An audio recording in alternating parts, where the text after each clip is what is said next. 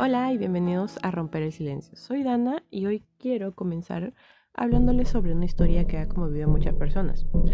Se trata sobre un caso de una joven estudiante de psicología que perdió la vida de una manera muy violenta. Fue en un crimen que ha generado mucha indignación ante la población, mientras que las autoridades continúan investigando sobre el caso. Sus familiares han emprendido una lucha inalcanzable para encontrar al responsable y exigir su justicia. Detrás de cada noticia como esta hay muchas familias que viven el día a día así, que están destruidas con sueños interrumpidos o una pregunta que sigue resonando. Es ¿por qué sigue ocurriendo estas cosas? ¿Cuál es la causa que genera? ¿Y cómo se puede frenar?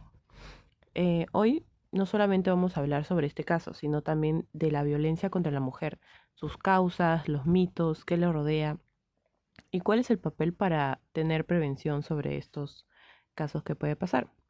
Vamos a dividir esta conversación en tres partes: qué es la violencia contra la mujer, por qué ocurre y cómo sería la manera de pausar estos casos, ¿no? Primero que todo, ¿qué entendemos por la violencia contra la mujer? Cuando hablamos por la violencia contra la mujer, mucha gente piensa que solamente son golpes, que es violencia física, pero es una realidad muy profunda, que existe violencia, por ejemplo, psicológica, que ahí van los insultos, el control, las humillaciones constantes.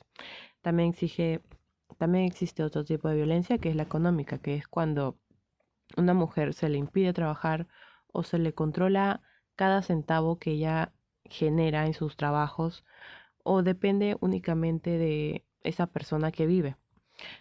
Existe otro tipo de violencia que es la sexual, que no solamente siempre implica fuerza física, sino también cuando es chantaje, opresión. Y ca- la última violencia, si se puede decir así, existe la violencia digital, que es el más común de todos, que hoy en día creo que la mayoría de jóvenes vemos, cuando es el acoso por redes o la difusión de imágenes íntimas sin su consentimiento, o el control del celular excesivo, cuando una persona ya te empieza a controlar de manera muy obsesiva tus redes sociales o el control sobre solamente tu celular. Y por supuesto, es una forma más extrema que está el feminicidio. Es el asesinato de una mujer por una razón de género, donde muchas veces es a manos de su pareja o su expareja. ¿Por qué ocurre? Aquí es donde la conversación se pone más profunda. La violencia contra la mujer no aparece de la nada, tiene raíces culturales muy profundas ligadas a estructuras donde históricamente se ha normalizado el control sobre el cuerpo y la vida de las mujeres. Hay un concepto importante que vale la pena mencionar. El machismo no se manifiesta solo en golpes, se manifiesta en los chistes que minimizan el abuso, en frases como algo habrá hecho o en la idea de que los celos son una muestra de amor, en la costumbre de pedirle a la mujer que sea quien calme un conflicto o en la creencia de que la familia se sostiene aunque eso implique soportar el maltrato. ¿Qué la perpetúa? Y aquí viene algo difícil de aceptar. Muchas veces el silencio es parte del problema, el silencio de quienes ven y no dicen nada, el silencio de instituciones que no responden a tiempo o el silencio que se le impone a la víctima por miedo, por vergüenza o porque no le creen. También está la dependencia económica, que hace que muchas mujeres no puedan simplemente irse de una relación violenta, como tan fácil se sugiere desde fuera, y este ciclo de la violencia, etapas de tensión, explosión y luego la llamada luna de miel, donde el agresor pide perdón y promete cambiar, lo que hace que la víctima vuelva a tener esperanza una y otra vez. Entender esto no justifica nada, es entender que salir de un ciclo de violencia rara vez es tan simple como decir basta, pero por eso la empatía es importante y por eso el entorno, familia, amigos, vecinos pueden ser determinantes. Hay muchas ideas sobre ese tema que circulan como verdad y que en realidad son mitos, que van a terminar protegiendo al agresor y aislando a la víctima. Vamos a desmontar algunos de ellos como un ejercicio. El mito uno dice, la violencia contra la mujer solo es física. La realidad es otra. Como ya vimos, también es psicológica, económica, sexual y digital. De hecho, el control y la humillación constante puede dejar secuelas tan profundas como un golpe, aunque no se vean.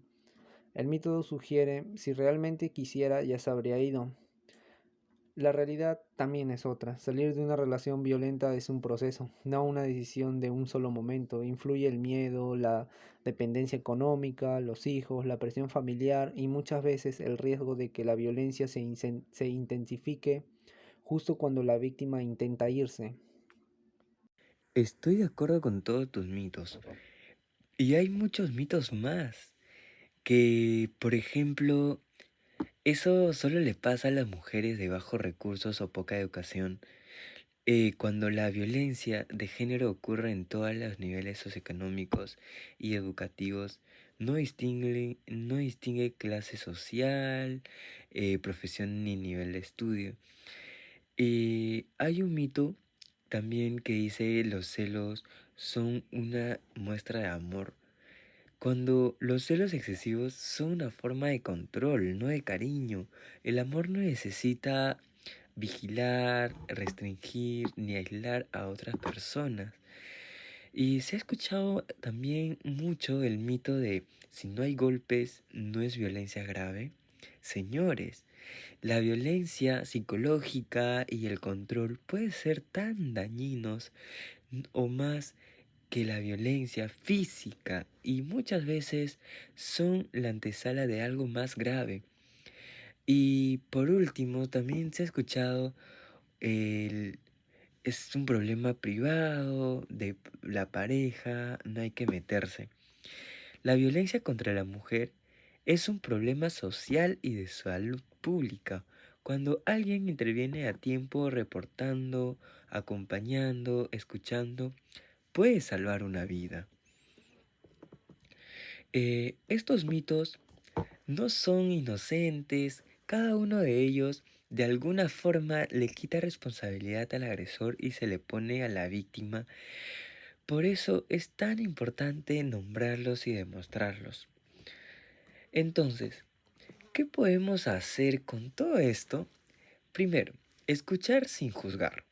Si alguien cercano a ti te cuenta que está viviendo una situación de violencia, lo último que necesitas es un ¿por qué no te fuiste antes? Necesitas sentir que tiene un lugar seguro al que volver. Segundo, hablar con los más jóvenes sobre las relaciones sanas, sobre consentimiento, sobre los celos no son amor y el control no es cuidado. Y tercero, no quedarnos callados frente a comentarios o situaciones que normalicen esta violencia, aunque parezcan pequeñas o una broma. Si tú no quienes nos escuchan está pasando por una situación de violencia, quiero decirte algo muy simple. No es tu culpa y hay ayuda disponible. Te dejo la descripción del episodio en líneas de atención y organizaciones que puedan acompañarte. Gracias por escuchar este episodio de el podcast. Si te sirvió, compártelo porque hablar de esto es también una forma de compartirlo. Nos escuchamos en el próximo episodio. Muchas gracias.